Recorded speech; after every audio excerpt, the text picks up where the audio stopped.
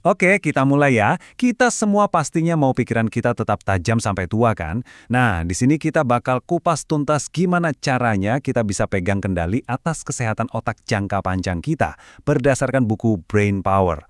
Anggap aja ini panduan pribadi Anda, manifesto Anda untuk mulai sekarang juga. Oke, saya mau mulai dengan satu pertanyaan langsung buat Anda. Coba deh pikirin sebentar. Apa aja sih hal-hal yang bisa meningkatkan risiko seseorang kena demensia? Jawabannya mungkin banget bakal bikin Anda kaget. Dan ini dia faktanya. Menurut penelitian, setengah dari kita itu nggak bisa sebutin satu pun faktor resiko demensia. 50%. Ini kan menunjukkan ada celah pengetahuan yang besar banget untuk sesuatu yang sepenting ini.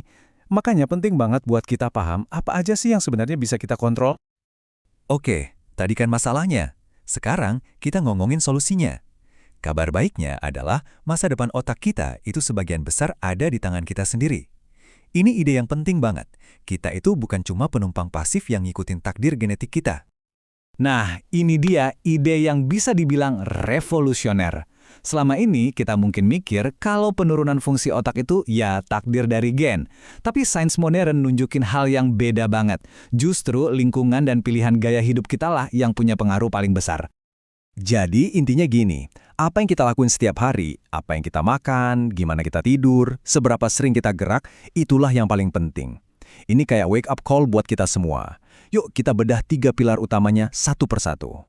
Pilar pertama kita adalah soal bahan bakar. Otak kita tuh lapar banget loh, makan sekitar 20% dari energi tubuh. Jadi sudah waktunya kita mikirin makanan bukan cuma buat badan, tapi juga buat otak kita. Yuk, kita mulai dari tempat yang mungkin nggak kepikiran sama sekali, usus kita. Di dalam sana, ada yang namanya mikrobioma, sebuah ekosistem mikroorganisme yang luar biasa. Anggap aja ini otak kedua kita, yang non-stop ngobrol sama otak di kepala kita. Dan biar kebayang seberapa kuat koneksi ini, ada lagi nih angka yang bikin wow, 50%. Setengah dari dopamin di tubuh kita, itu loh zat kimia buat mood dan motivasi, ternyata diproduksi sama mikroba di usus. Ini bukti nyata betapa nyambungnya kesehatan usus sama kesehatan mental kita. Terus, gimana caranya biar mikroba-mikroba baik ini senang? Kuncinya sebenarnya sederhana, perbanyak variasi tanaman yang kita makan. Coba deh targetin lebih dari 30 jenis tanaman berbeda setiap minggunya. Semakin beragam, semakin sehat mikrobioma kita, yang artinya otak kita juga makin happy. Oke, soal makanan udah. Sekarang kita ke pilar kedua, istirahat. Kita bakal ngomongin soal tidur. Tidur itu bukan cuma waktu istirahat ya, tapi ini adalah proses pemeliharaan otak yang penting banget dan nggak bisa ditawar-tawar. Saya suka banget kutipan ini karena ini ngubah cara kita mandang tidur. Ini bukan sekedar mematikan sistem. Justru saat kita tidur, otak kita itu lagi kerja keras, melakukan semacam terapi pemulihan biar kita siap buat hari esok. Bedanya tuh jauh banget. Kalau tidur kita cukup, otak bakal nyimpen ingatan, bersih-bersih racun kayak protein amiloid yang ada hubungannya sama Alzheimer, dan juga ngatur emosi. Sebaliknya, kalau kurang tidur, semua proses penting ini jadi kacau, racun numpuk, dan kita jadi lebih gampang emosi negatif. Jadi sebenarnya kita butuh tidur berapa lama sih? Walaupun tiap orang beda-beda ya, ada sebuah studi besar di tahun 2021 yang nemuin angka emasnya, 7 jam setiap malam. Kelihatannya ini target yang paling pas buat kesehatan otak jangka panjang kebanyakan orang dewasa. Dan ini jelas tujuan yang bisa kita capai. Dan sekarang pilar ketiga sekaligus yang terakhir, gerakan.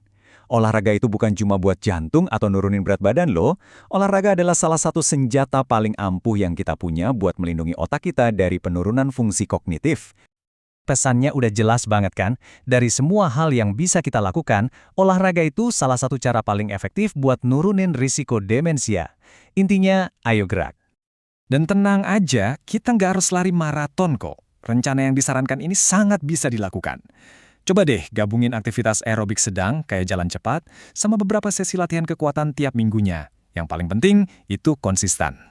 Nah, kita sampai di bagian akhir nih. Penting banget buat kita gabungin ketiga pilar tadi.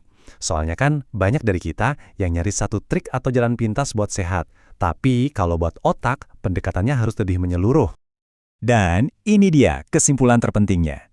Nggak ada satu pil ajaib atau satu superfood yang bakal melindungi otak kita. Kekuatan yang sesungguhnya itu ada di efek gabungan dari semua kebiasaan sehat ini. Makan yang benar, tidur yang cukup, dan gerak teratur. Ini soal membangun gaya hidup, bukan cuma perbaikan instan.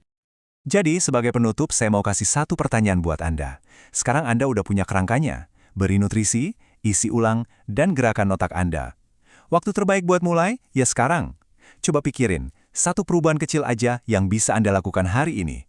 Apa langkah pertama Anda?